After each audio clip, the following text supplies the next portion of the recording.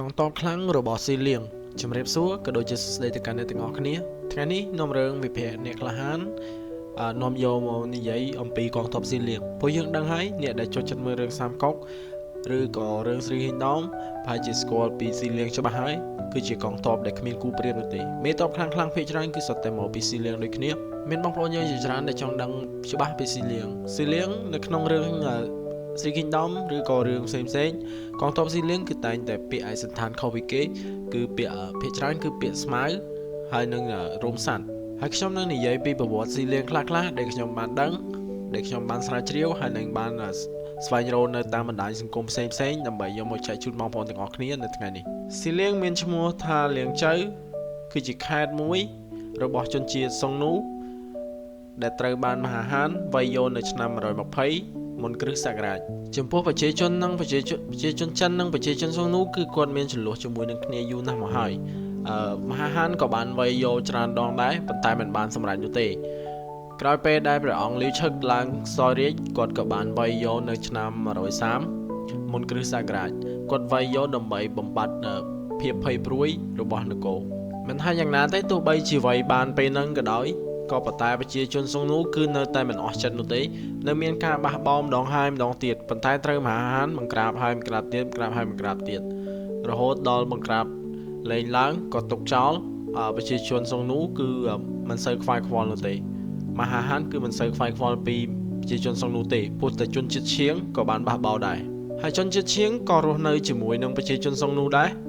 ដូចតែប្រទេសដូចរស់នៅក្នុងខេត្តតែមួយដូចតែប្រជាជនតែមួយដែរក៏ប៉ុន្តែគេហៅថាជនជាតិឈៀងនៅឯលៀងជើដូចគ្នាដែរជនជាតិឈៀងបានងើបបះបោរនៅក្នុងឆ្នាំ107ជាមួយនឹងមហាហានហើយមានសង្គ្រាមយ៉ាងខ្លាំងក្លាទៀតផងរហូតមកដល់ឆ្នាំ118ក៏ត្រូវបានមហាហានបង្ក្រាបបានសម្រេចទោះបីជាវាយបានក៏ដោយមហាហានក៏មិនបានខ្វាយខ្វល់នោះដែរគឺគាត់តែងតែមានចិត្តមិនចង់ខ្វាយខ្វល់ជាមួយនឹងប្រជាជនលៀងទេដោយសារតែនៅទីនោះគឺវាឆ្ងាយពីរាជការខ្លាំងពេកវាពិបាកក្នុងការគ្រប់គ្រងមែនទែនតែទោះជាយ៉ាងណាក៏ដោយមហាហានក៏បានដាក់ការគ្រប់គ្រងទៅលើខេត្តមួយហ្នឹងចាប់ពីឆ្នាំ129ទៅដល់ឆ្នាំ144តែទោះបីជាគ្រប់គ្រងបានក៏មិនបានទាំងអស់ដែរគឺបានត្រឹមតែមួយចំណែកតូចតែប៉ុណ្្នឹងឯងរហូតមកមេទ័ពរបស់មហាហានម្នាក់ឈ្មោះថាលួនជួងគាត់បានលើកកងទ័ពទៅបង្ក្រាបស៊ីលៀងបះបោរពេលជនជាតិឈៀងបះបោរនៅក្នុងឆ្នាំ167ម្ដងទៀតហើយក៏គាត់បានសម្លាប់អ្នកដែលមិនគោរពបញ្ជាឬក៏អ្នកដែលព្យាយាមបះបោរជាច្រើននៅឯខេត្តស៊ីលៀងហើយនៅក្នុងពេលមួយក្រុមកំសែងលឿងក៏បានបះបោរធ្វើឲ្យជនជាតិឈៀងក៏មានឱកាសបះបោរម្ដងទៀតពេលហ្នឹងដូចជាឆ្នាំ184ពេលហ្នឹងក្រុមកំសែងលឿងមកបះបោរជាមួយនឹងរាជការហានយើងមើលរឿងសាមកុក2010ប្រហែលជាបានឃើញហើយនៅភាគ1នៃក្បាលវីដេអូពេលហ្នឹងគឺក្រុមកំសែងលឿងបះបោរធ្វើឲ្យរាជការហានត្រូវដួលរលំពេលហ្នឹងហើយមហាហានក៏បានសម្រេចចិត្តទុកខេត្តមួយនឹងចោលដោយមិនខ្វាយខ្វល់អីទេមិនល្វីលវល់ទៀតនោះទេដោយសារតែវាពិបាកគ្រប់គ្រងឡើងពេករវល់យកទ័ពទាំងអស់មកទប់ទល់ជាមួយនឹងក្រុមកសែងលឿងវិញម្ដងនៅក្នុងឆ្នាំ189គឺខេត្តលៀងជើគឺគ្រប់គ្រងដោយម៉ាថឹងបងប្អូនប្រហែលជាស្គាល់ម៉ាថឹងហើយតែបងប្អូនខ្លះប្រហែលជាមិនបានស្គាល់ទេម៉ាថឹងត្រូវជាឪពុករបស់ម៉ាឆៅដែលជាមេទ័ពខ្លាទាំង5របស់លីវ៉ៃហើយនឹងហានស៊ួយជាអ្នកគ្រប់គ្រងជាមួយនឹងម៉ាថឹងពួកគេជាបងប្អូននឹងគ្នាក៏ប៉ុន្តែដណ្ដើមទឹកដីគ្នាកាន់កាប់ហើយទឹកដីស៊ីលៀងក៏បានបំបីជា2ទី1គឺទឹកដីស៊ីលៀងដីរៀបស្មើហើយនឹងព្រៃភ្នំតង់ជួនក៏ជាមេទ័ពម្នាក់ដែលត្រូវបរាជ័យដោយសារស្នាដៃរបស់ជនជាតិឈៀងដែរចាប់តាំងពីពេលនោះមកជនជាតិឈៀងក៏មិនបានខេត្តលៀងជើទាំងមូលគឺមិនបានខ្វាយខ្វល់ពីរាជការទេគឺមិនបានបងពន្ធឲ្យរាជការអីនោះទេហើយរាជការក៏មិនបានទៅខ្វាយខ្វល់ជាមួយនឹងប្រជាជនរបស់ខេត្តលៀងជើដែរតែទោះយ៉ាងណាក៏អ្នកគ្រប់គ្រងម៉ាថឹងហើយនឹងហានស៊ួយតែងតែចង់ឆ្លៀតឱកាសដើម្បីវាយដណ្ដើមយកព្រះមហាក្សត្រពីឆាឆៅដែរព្រោះឲ្យពេលហ្នឹងគឺឆាឆៅជាអ្នកគ្រប់គ្រងព្រះមហាក្សត្រក្រោយតង់ចូលមកយើងដឹងថាពេលហ្នឹងម៉ាថឹងគឺគាត់បានធ្វើនំលោកខែថ្ងៃបនសែនលោកខែគឺគាត់បានផ្ញើទៅឲ្យឆាឆៅ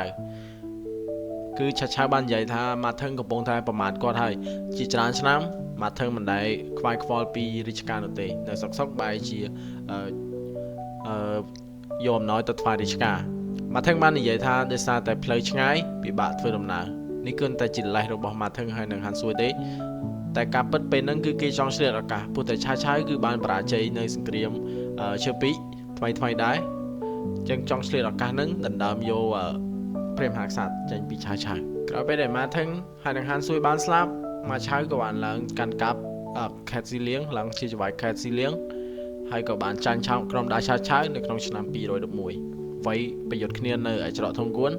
យើងមើលរឿងសាមកុកប្រហែលជាដឹងហើយពេលហ្នឹងគឺចាស់ឆៅបានម៉ាឆៅបានលើកទ័ពមកសងសឹកឲ្យឪពុករបស់គាត់ប៉ុន្តែក៏ត្រូវបរាជ័យហើយឆាឆៅក៏ឆ្លៀតពេលហ្នឹងវ័យយកស៊ីលៀងបានសម្រេចក្រោយពេលដែលដណ្ដើមយកស៊ីលៀងបានហើយឆាឆៅក៏បានដាក់ខេត្តស៊ីលៀងឲ្យរាជការគ្រប់គ្រងម្ដងទៀតនៅក្នុងឆ្នាំ215ស៊ីហយៀនហើយនឹងចាំងហើក៏គាត់បានទៅគ្រប់គ្រងទីនោះបានសម្រេចហើយក៏ធ្វើឲ្យប្រជាជននៅទីនោះព្រមចោះចូលជាមួយនឹងរាជការដោយយល់ស្របមិនបះបោទៀតនោះទេ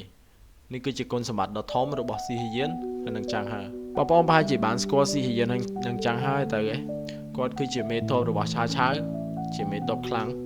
របស់ឆាឆៅទៀតផងហើយនៅក្នុងវីដេអូក្រោយៗខ្ញុំនឹងលើកមកនិយាយពីមេទ័ពផ្សេងទៀតសង្ឃឹមថាបងប្អូននឹងជួយចុច Subscribe ខ្ញុំម្នាក់មួយដើម្បីបានស្ដាប់បន្តទៀតអ្វីដែលខ្ញុំបានដឹងអ្វីដែលខ្ញុំបានស្រាវជ្រាវខ្ញុំនឹងយកមកចែកជូនបងប្អូនហើយកុំភ្លេចជួយចុច Like ខ្ញុំម្នាក់មួយផងហើយនឹង Subscribe ខ្ញុំម្នាក់មួយផងចូលមកដល់សាច់រឿងយើងស៊ីលៀងគឺជាខេត្តដែលក្រីក្រខ្លាំងមែនទែនដោយសារតែទីនោះគឺសម្បូរសង្គ្រាមរីងរៃគឺប្រយុទ្ធគ្នារហូតរាប់សិបឆ្នាំឯណោះអញ្ចឹងហើយធ្វើឲ្យប្រជាជនគឺពិបាករៀនសូត្រហើយកន្លែងហ្នឹងគឺតិចក៏ប៉ុន្តែតិចខ្លាំងប៉ុន្តែជួបនៅគ្រោះរាំងស្ងួតគ្មានភ្លេងគ្មានអីទេប៉ុន្តែបរិយាកាសគឺតិចធ្វើឲ្យប្រជាជននៅទីនោះគឺពិបាកប្រមូលផលស្រែចម្ការអីចឹងទៅហើយក៏ពិបាករៀនសូត្រដែរអញ្ចឹងហើយទើបកងទ័ពស៊ីលៀងឡើងទៅខ្លាំងដោយសារតែពួកគេបានចូលធ្វើសង្គ្រាមតាំងពីនៅក្មេងដើម្បីដូរបាយហូបព្រោះបើសិនជាមិនធ្វើជាទាហានទេក៏មិនបានបាយហូបដែរអញ្ចឹងកូនប្រុសធំឡើងគឺត្រូវធ្វើជាទាហានឆាឆៅក៏បានស្ដារខេត្តនឹងឲ្យល្អឡើងមកវិញ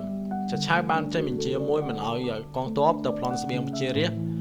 ហើយក៏ឲ្យប្រជារាស្ត្ររស់នៅយ៉ាងសុខស្រួលហើយបានយកស្បៀងពីស៊ីឆាងទៅជួយប្រជារាស្ត្រដែលខ្វះខាតទៀតផងមិនត្រឹមតែប៉ុណ្្នឹងទេគឺឆាឆៅគឺគាត់មិនយកពន្ធពីប្រជារាស្ត្ររហូតដល់ទៅ2ឆ្នាំឯណោះឆាឆៅធ្វើបែបហ្នឹងគឺប្រៀបបានដូចជាទិញទឹកចិត្តរបស់ប្រជារាស្ត្រដែរធ្វើឲ្យប្រជារាស្ត្រគឺជឿទុកចិត្តទៅលើឆាឆៅព្រោះថាមេដឹកនាំផ្សេងគឺគ្មានអ្នកណាធ្វើបានដូចជាឆាឆៅនោះទេក៏ពេលដែលស៊ីហយៀនគាត់នៅគ្រប់គ្រងនៅទីនោះគាត់ក៏បានប្រមូលកងទ័ពជាច្រើនយកមកវឹកហាត់ដើម្បីត្រៀមទៅប្រយុទ្ធនៅភាគខាងត្បូងហើយនេះគឺជាប្រវត្តិរបស់មេទ័ពរបស់ខេត្តស៊ីលៀងខ្លះដែលខ្ញុំបានស្រាវជ្រាវមកហើយខ្ញុំនឹងនិយាយពីចំណុចខ្លះរបស់ខេត្តមួយហ្នឹងខេត្តស៊ីលៀងទី1គឺពិបាកដោយសារវាមានគ្រោះរាំងស្ងួតអញ្ចឹងប្រជាជនគឺក្រីក្រខ្លាំងមែនទែនពិបាកក្នុងការដាំដុះប្រមូលផលរកស៊ីអីចឹងទៅគឺពិបាកណាស់ប្រជាជនក្រីក្រនេះគឺជាវិបត្តិដ៏ធ្ងន់ធ្ងរក៏ប៉ុន្តែវាតិចខ្លាំងល្ងាធ្វើឲ្យពិបាករស់នៅទៀតផងមួយទៀតគឺមិនសូវបានរៀនសូត្រទេដោយសារតែប្រទេសហ្នឹងវាមានសង្គ្រាមខេត្តហ្នឹងវាសង្គ្រាមខ្លាំងពេកអញ្ចឹងហើយគឺមនុស្សយើងមិនសិនជាមិនបានរៀនសូត្រមិនបានចូលសាលាគឺគ្មានសិលធម៌ជីវធម៌អីទេបងប្អូនភាគច្រើនគឺកើតទៅជាចោលកើតទៅជាអីអស់ហើយមិនថាប្រទេសយើងឬក៏ប្រទេសណាទេបើសិនជានៅមិនបានរៀនសូត្រគ្មានសាលារៀនគ្មានអីគឺគ្មានចំណេះដឹងគឺកើតទៅជាចោលទាំងអស់ហ្នឹងហើយអញ្ចឹងទៅបានជាខេត្តមួយហ្នឹងតែងតែប្លន់គ្នាឯងអីចឹងទៅស៊ីសាច់ហត់ឈាមគ្នាឯងអីចឹងទៅកាប់តែសម្រាប់គ្នាឯងអីចឹងទៅដោយសារតែមិនបានរៀនសូត្រនឹងគឺជាគុណវិបត្តិទី2របស់ស៊ីលៀងក៏ប៉ុន្តែនិយាយពីចំណុចខ្លាំងរបស់ស៊ីលៀងវិញកងទ័ពស៊ីលៀងគឺខ្លាំងធ្វើសង្គ្រាមនៅលើដីរាបស្មើឬក៏ដីព្រៃភ្នំជាពិសេសគឺកងទ័ពសេះហើយនឹងបាញ់ព្រួញហើយសួរថាហេតុអ្វីបានជាកងទ័ពនៅនោះខ្លាំងទី1គឺចូលវឹកហាត់តាំងពីក្មេងអាយុយើងចូលលត់ដល់តាំងពីក្មេងគឺតែខ្លាំងហើយដោយសារតែគ្មានអាហារហូបគ្រប់គ្រាន់អញ្ចឹងហើយគឺត្រូវតែចូលធ្វើជាកងទ័ពដើម្បីបានបាយគ្រប់គ្រាន់អញ្ចឹងអាចថាស៊ីលៀងចូលធ្វើជាកងទ័ពតាំងពីនៅក្មេងៗ15 16ឆ្នាំអីគឺចូលធ្វើជាកងទ័ពអស់ហើយបងប្រហែលជាបានដឹងហើយពីមេទ័ពរបស់ស៊ីលៀងភាគច្រើនគឺសត្វតនិកខ្លាំងម៉ាឆាលីពូគុនអ៊ីហើយនៅមានជាច្រើនទៀតដូចជា Pater អីផ្សេងជាច្រើនដែលមកពីស៊ីលៀងមេទ័ពរបស់ឆាឆៅក៏មានមកពីស៊ីលៀងម្នាក់ដែរខ្ញុំភ្លេចឈ្មោះគាត់បាត់ហើយគាត់វីដេអូក្រោយខ្ញុំនឹងនិយាយប្រាប់ទាក់ទងនឹងគាត់ទៀតស៊ីលៀងកងទ័ពស៊ីលៀងទាំងអស់អាចបាញ់ព្រួញ100ជំហានត្រូវដូចគ្នា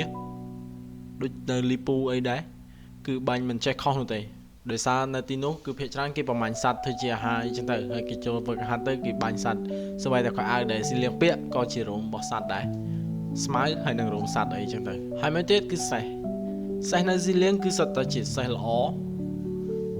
ច្រើនមែនតើដោយសារតែខេត្តមួយហ្នឹងវាមានសេះរស់នៅច្រើនជាងមនុស្សនៅឯស៊ីលៀងហ្នឹងពីនៅសម័យមុន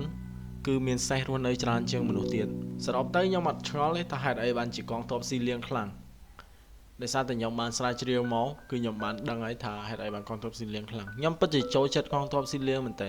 កងទ័ពស៊ីលៀងគឺពួកគាត់ញញើសនឹងសង្គ្រាមគឺគាត់អត់ខ្លាចសង្គ្រាមទេអាចថាគាត់ឮថាសង្គ្រាមគឺគាត់ចូលចិត្តអីចឹងទៅដូចយើងចូលចិត្តដើរលេងអីបច្ចុប្បន្នតែហ្នឹងគឺចូលចិត្តទៅសង្គ្រាមកាប់សម្លាប់គ្នាអីចឹងទៅប៉ុន្តែកងទ័ពស៊ីលៀងមិនប្រកែកវាយបហាក្រុងទេកងទ័ពស៊ីលៀងប្រកែកជិះសេះវាយប្រើលំពៃវែងហើយនឹងបាញ់ព្រួយគឺពួកគាត់ស្ទាត់ជំនាញអាចថា1ទល់នឹង100គឺ easy សម្រាប់ពួកគាត់ក៏ប៉ុន្តែបើសិនជាវាយបហាក្រុងគឺគាត់ពិបាកសូម្បីតែតុងជ័រក៏បាននិយាយដែរពេលដែលទៅវាយជាមួយនឹងយានសៅនិងស្ដេចក្រាញ់18ទិសនោះគឺពេលហ្នឹងឲ្យលីពូទៅបញ្ឆោតឲ្យស្ដេចក្រាញ់ចេញមកវាយមកព្រោះថាកងទ័ពស៊ីលៀងមិនប្រកែកវាយបហាក្រុងទេ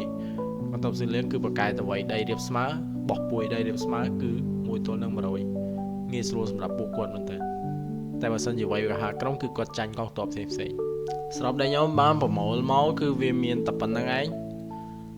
ពីកងទ័ពស៊ីលៀងអញ្ចឹងបងប្អូនមិនចាំឆ្ងល់ថាហេតុអីបានកងទ័ពស៊ីលៀងខ្លាំងឯងដោយសារតែបានចូលវឹកហាត់សង្គ្រាមពីក្មេងៗអញ្ចឹងហើយទើបបានពួកគេខ្លាំង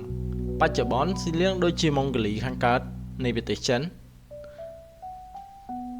គេហៅថាម៉ុងហ្គលីអីចឹងឯងស៊ីលៀងម៉ុងហ្គលីគឺគ្រប់គ្រងខ្លួនឯងពាក់កណ្ដាលទៀតគឺនៅក្រោមការគ្រប់គ្រងរបស់ចិនប្រទេសម៉ុងហ្គលីហ្នឹងបច្ចុប្បន្នជាម៉ុងហ្គលីខាងកើតហ្នឹងហើយបងប្អូនបច្ចុប្បន្នក៏ខ្ញុំធ្លាប់ឮគេនិយាយខ្ញុំធ្លាប់ឃើញវីដេអូគេនិយាយបច្ចុប្បន្នក៏សម្បូរសេះដែរដូចតែពីមុនអញ្ចឹងគឺប្រទេសមួយហ្នឹងគឺចិញ្ចឹមសេះរស់នៅស្រួលចិញ្ចឹមសេះដាក់ទៅរស់អីចឹងបច្ចុប្បន្នក៏ឮថាសម្បូរសេះដែរប៉ុន្តែពាក់កណ្ដាលគឺគ្រប់គ្រងដោយម៉ុងហ្គលីខ្លួនឯងឯករាជ្យខ្លួនឯងពាក់កណ្ដាលទៀតគឺគ្រប់គ្រងដោយប្រទេសចិនបច្ចុប្បន្នហើយវីដេអូរបស់ខ្ញុំថ្ងៃហ្នឹងគឺមានតែប៉ុណ្្នឹងឯងខ្ញុំសង្ឃឹមថាបងប្អូននឹងចូលចិត្តទាំងអស់គ្នាហើយបើសិនជាមានចំណុចណាដែលខ្វះខាតឬក៏និយាយទៅមិនសមរម្យអីក៏ខ្ញុំសូមអធិស្ឋានទៅដល់បងប្អូនអ្នកស្ដាប់ទាំងអស់គ្នាហើយបើមានកន្លែងណាដែលបងប្អូនបានដឹងច្រើនជាងខ្ញុំបងប្អូនអាច comment នៅខាងក្រោមប្រាប់ខ្ញុំដើម្បីពួកយើងដឹងទាំងអស់គ្នាហើយខ្ញុំនឹងព្យាយាមរកវីដេអូនិងស្រាវជ្រាវរកវីដេអូផ្សេងៗមកទៀតដើម្បីចែកជូនដល់បងប្អូនទាំងអស់គ្នាហើយវីដេអូរបស់យើងក៏បានមកដល់ទីបញ្ចប់កុំភ្លេចជួយចុច Subscribe ខ្ញុំម្នាក់មួយផងហើយនឹងចុច Like វីដេអូខ្ញុំម្នាក់មួយផងអរគុណដែលបានស្ដាប់ជួបគ្នានៅវីដេអូក្រោយទៀត